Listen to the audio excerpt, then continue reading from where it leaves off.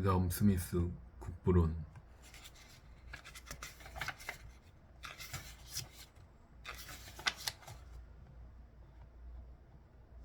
생존을 위한 의식주의 해결은 대부분 사람에게 가장 중요한 문제일 것이다. 경제학은 바로 이와 관련된 사회적 문제, 곧 인간 생활에 필요한 물자와 서비스의 생산, 분배 및 소비와 연관된 사회적 현상을 연구하는 근대 학문이고, 이 학문의 문을 연 책이 영국의 애덤 스미스가 1776년에 출판한 국부론이다. 그 이전에도 동서양 모두에서 경제에 관한 글들이 많이 나왔지만, 이 책 덕분에 하나의 독립된 학문으로서의 경제학이 시작되었다. 어떻게 경제 문제를 해결할 것인가는 유사일에 모든 사회가 일상생활에서 당면하는 가장 중요한 문제일 것이다. 우리의 일상생활에서 보는 바와 같이 개인이나 조직의 모든 경제활동은 분업과 협업의 그물로 상호 밀접하게 연결되어 있다. 수출 부진으로 자동차 산업이 불황에 빠지면 이 산업의 부품과 원재료를 공급하는 철강업이나 타이어 산업 같은 다른 산업들도 불황에 빠지고, 이로 인해 이들 산업에 고용된 사람들의 소비가 감소함으로써 소비재 산업 전반의 수요도 감소한다. 이처럼 경제의 모든 부분들이 상호 긴밀히 연관되어 있으므로 정부가 경제의 중앙관제탑 역할을 맡아서 경제 전체를 감시하고 관리해야 한다고 생각하기 쉽다. 이 때문에 동서양을 막론하고 모든 정부들은 정도의 차이는 있지만 나름대로 경제를 관리해왔다. 근세 서양에서 프랑스, 스페인, 영국, 네덜란드 등 근대 국가들이 등장하자 정부가 경제에 적극 개입하는 중상주의가 시대정신이 되었다. 당시 국가 간 영토 전쟁이 끊이지 않았던 유럽에서 부국 광병을 위해 각국 정부는 수출 장려, 수입 규제, 영업의 인허가, 국영기업 운영 등 각종 방법으로 경제에 적극 개입했다. 대략 16세기에서 18세기의 유럽은 중상주의의 시대였다.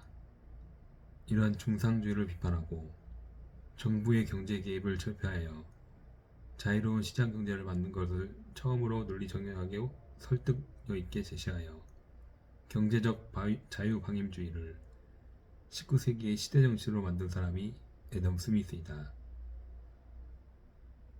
정부는 국방과 법질서의 확립, 공공사업만 책임지고 나머지는 자유로운 경쟁시장에 맡겨서 모든 사람들이 자신의 이익을 쫓아 자유롭게 돈 벌도록 하라. 그리하면 하느님의 섭리가 작동하는 경쟁시장 덕분에 경제가 저절로 발전하여 모두가 잘 살게 될 것이다. 이러한 스미스의 낙관적 생각은 자본주의라는 당시 새 시대의 주인으로 등장한 중소부르주아지, 중소상공인들의 입장과 생각을 대변하는 것이다. 18세기 후반 당시 영국 의회는 대상공업자들이 장악하고 있었고, 이들은 자신들에게만 유리하고 중소상공인들에게는 불리한 경제 규제를 만들었다. 이 때문에 중소상공업자들은 중상주의를 반대하게 되었는데, 이들을 대면한 것이 스미스였다. 당시 새로운 지배 계급으로 부를 축적해 가던 중소상업공업자들에게 세상은 아름다웠고, 이들을 대변한 스미스도 세상을 조화롭다고 보았다. 이러한 자유방임의 낙관적 경쟁하는 오늘날의 신자유주의도 신봉하는 경제적 자유주의의 핵심이다.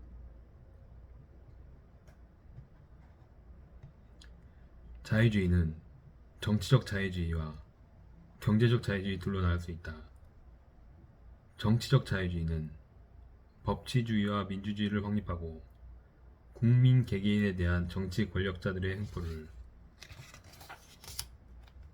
제도적으로 방지하여 개인의 자유와 평등 및 인권을 사회적으로, 정치적으로, 법적으로 보호하고 확립해야 한다는 주장이다.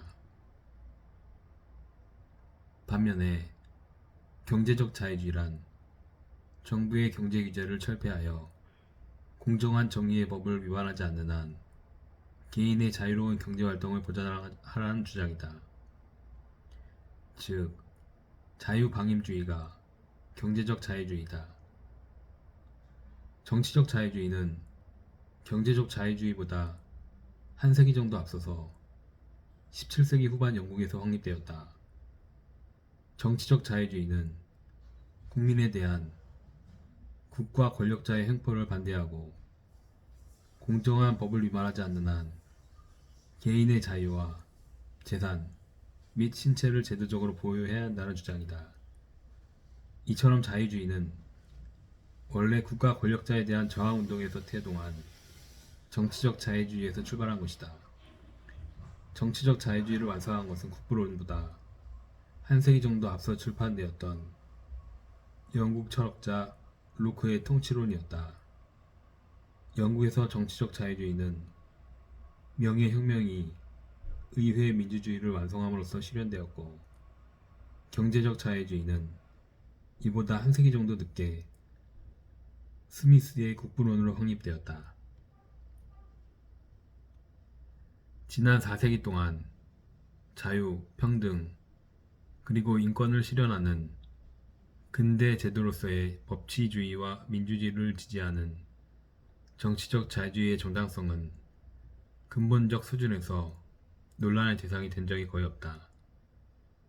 독일의 히틀러가 민주적 선거로 집권하고, 미국이 베트남과 이라크를 침공하고 해방 후 우리나라의 자유당 정권이 부패로 물러난 것 등 민주주의가 실패하거나 훼손당한 사례가 많이 있고, 지금도 정도의 차이는 있으나 선진국을 막론하고 의회의 타락과 행정부의 무능과 부패 등이 모든 민주국가에 존재하지만, 지난 수백 년간 민주주의가 현실에서 상대적으로 최선의 정치 제도라는 점에서는 의심의 대상이 된 적이 별로 없고, 아마 앞으로도 그럴 것이다.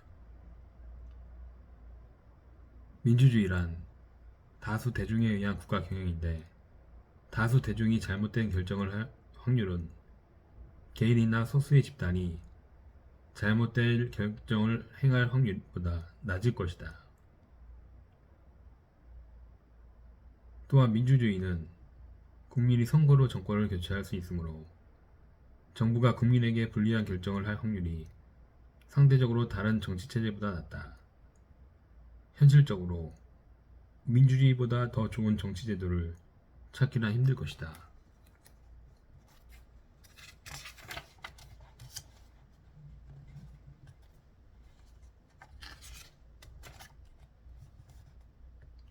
반면에 경제적 자유주의는 19세기부터 끊임없이 근본적 수준에서 심각한 논란의 대상이 되어왔다. 개인과 기업의 자유로운 경제활동으로 운영되는 자본주의 시장경제는 시장의 실패, 빈부격차, 불안과 실업, 독과점, 공해, 공공재의 부족 등 심각한 구조적 병폐를 갖고 있다는 것이 분명해졌기 때문이다. 동시에 시장은 효율적 생산과 투자를 촉진시켜서 경제 성장을 촉진시킨다는 장점도 갖고 있다. 이를 시장의 성공이라고 부를 수 있다. 자유로운 시장은 이처럼 장점과 단점을 함께 갖고 있기 때문에 끊임없이 논란의 대상이 되어 왔다. 자유주의가 보수 반동적인가 아니면 진보적인가라는 오래된 혼란과 논쟁은 자유주의를 정치적 자유주의와 경제적 자유주의로 나누어 구분함으로써 해결할 수 있다. 정치적 자유주의는 대체로 진보적이다. 정치적 자유주의의 핵심 주장인 만인평등사상은 항상 약자의 권익을 옹호함으로써 사회의 진보를 견인해 왔기 때문이다. 반면에 경제적 자유주의는 대체로 보수 반동적인 성격을 역사적으로 보여왔다. 사유재산권의 절대성을 주장하고 자유방임 하에서의 불평등한 분배를 옹호하면서 소득 재분배 정책에 반대해왔기 때문이다.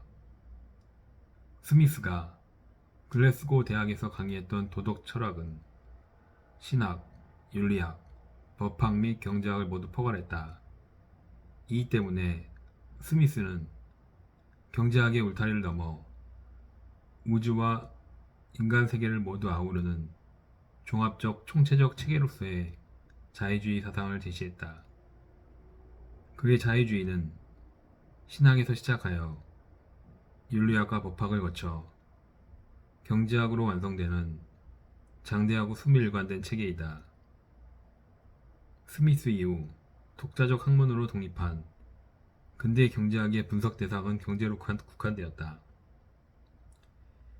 현대에 들어와서 경제학은 세부 강론으로 분화되어 세밀화되고 엄밀화되었지만 그로 인해 현대 경제학자들의 시야는 매우 좁아졌다. 그러나 우리의 일상생활에서 볼 수 있는 바와 같이 인간의 경제활동은 법, 정치, 문화, 윤리 등 사회 모든 부분으로부터 직간접적으로 영향을 서로 주고받고 있다. 따라서 모든 경제사상은 철학, 법학, 윤리학 등과 함께 고쳐야 될 때에만 정확하게 이해될 수 있다.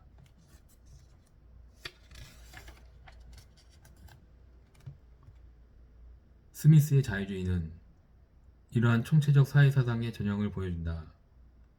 그의 자유주의는 당시 사회의 주역으로 부상하던 중소부르주아들의 세계관, 신앙, 인간관, 사회관 및 경제관을 수비일관된 하나의 완성된 종합적 체계로 정리하여 보여준다. 그의 경제적 자유주의는 깊은 철학적 기초를 갖고 있었기 때문에 강한 설득력을 갖고 있고 19세기의 시대정신으로 보급되어 세상을 바꾸었으며 오늘날에도 신자유주의로 부활하여 큰 힘을 발휘하고 있다. 그의 국부론을 정확히 이해하기 위해서는 국부론에 나오는 그의 경제학만이 아니라 그의 도덕 감정론에 나오는 신학과 윤리학 그리고 그의 법학 강의록에 나오는 법학을 모두 알아야 한다. 스미스로 돌아가자는 1980년 이후부터 오늘까지 세계를 휩쓸고 있는 신자유주의의 부호이다. 1929년 대공황으로 시장경제에 대한 신뢰가 붕괴된 이후 별로 읽히지 않던 스미스의 국부론이 신자유주의 덕분에 다시 세계적 각광을 받고 있다. 그러나 신자유주의는 스미스를 두 가지 점에서 오도하고 있다. 첫째로 그가 주장한 경제적 자유는 경제활동의 무제한 자유가 아니라 다음과 같은 두 가지 조건을 전제로 하는 경제적 자유이다. 두 조건이란 하나는 공정한 법질서가 확립되어 모두가 정의의 법을 지킨다는 것, 즉 누구도 다른 사람을 속이거나 강압하거나 약속 위반을 하지 않는다는 것이요. 둘은 독과점이 없는 경쟁시장에서의 자유, 즉 독점의 횡포나 과점, 대기업들의 담합이 없는 중소기업들로만 이루어진 경쟁시장에서의 자유를 주장했다는 것이다. 스미스는 이 두 조건이 충족된 상태에서 경제활동의 자유를 주장한 것이지 요즘의 신자유주의자들처럼 독과점 대기업들이 시장 지배력을 이용하거나 담합하여 마음대로 이윤을 추구할 수 있도록 방임하라고 주장한 것이 결코 아니다. 둘째로 신자유주의자들의 주장과 달리 스미스도 정부가 여러가지 적극적 역할을 담당해야 한다고 보았다는 것이다. 그는 국방, 사법, 공공사업, 초등교육 제공, 빈민구제, 고등교육과 자격시험 운용, 문화활동 지원, 예금자 보호를 위한 은행 감독 등 여러가지를 정부의 역할로 인정했다.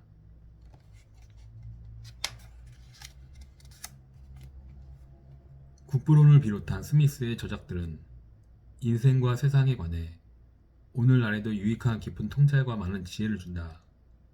그러나 스미스는 경제 발전을 촉진시키는 자본주의의 좋은 면만 보고 어두운 면은 보지 못했다는 중대한 한계가 있다.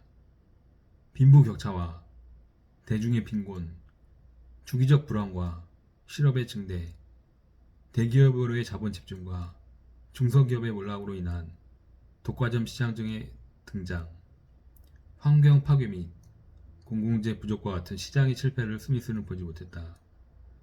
이는 그가 자본주의가 성숙하지 못하여 이런 문제가 아직 분명히 나타나지 않았던 18세기 후반에 살았기 때문이다. 이런 한계를 인식하면서 그의 지혜를 섭취해야 할 것이다. 공평무사하고 양심적이고 솔직 담백하고 약자에게 동정적이었던 그가 만약 50년쯤 더 살아서 19세기에 나타나기 시작했던 시장의 실패, 특히 노동자들의 비참한 가난을 보았다면 이를 지적하고 해결하기 위해 방법을 찾기 위해 누구보다도 앞장섰을 것이다. 이 책은 애덤 스미스의 생애와 시대 배경, 국부론의 바탕이 되는 그의 철학, 윤리학 및 법학을 차례로 간단히 고찰한 다음 국부론의 주요 내용을 살펴보고 평가와 교훈으로 끝맺음을 한다.